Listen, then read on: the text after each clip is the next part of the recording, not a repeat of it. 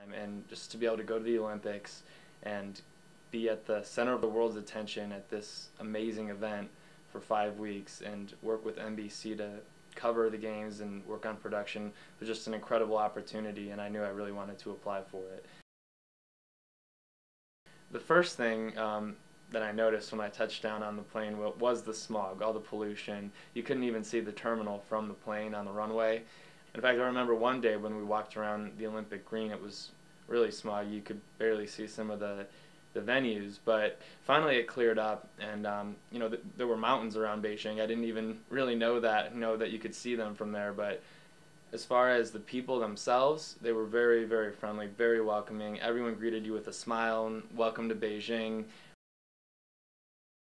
Well, I was a runner for primetime and late night production, so pretty much I worked for a broadcast manager who handled those two shows. And what we would do is pretty much run errands. We would do whatever they needed to have done. I helped out with some graphics stuff. I got headshots of different athletes and found out hometowns, things like that. And then once the game started, I was responsible for being in the control room during the late night show, just helping out when they would need me to get anything.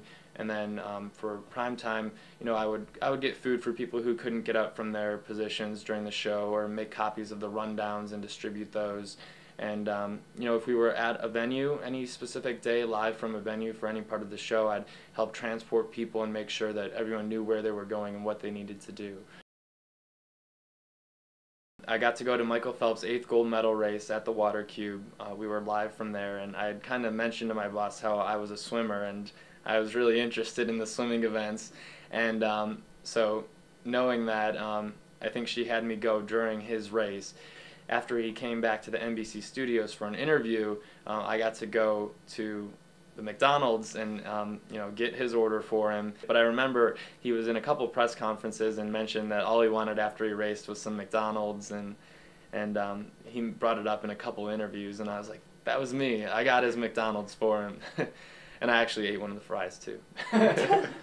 President Bush came one day for an interview with Bob Costas, so I kind of positioned myself in a hallway. The Secret Service had gone through and pushed everyone out, but I was able to get into a hallway, and I stood there, and sure enough, he came out of the interview and looked right at us. We were taking pictures of him, and he came over and shook our hands and had the official White House photographer take a picture of us.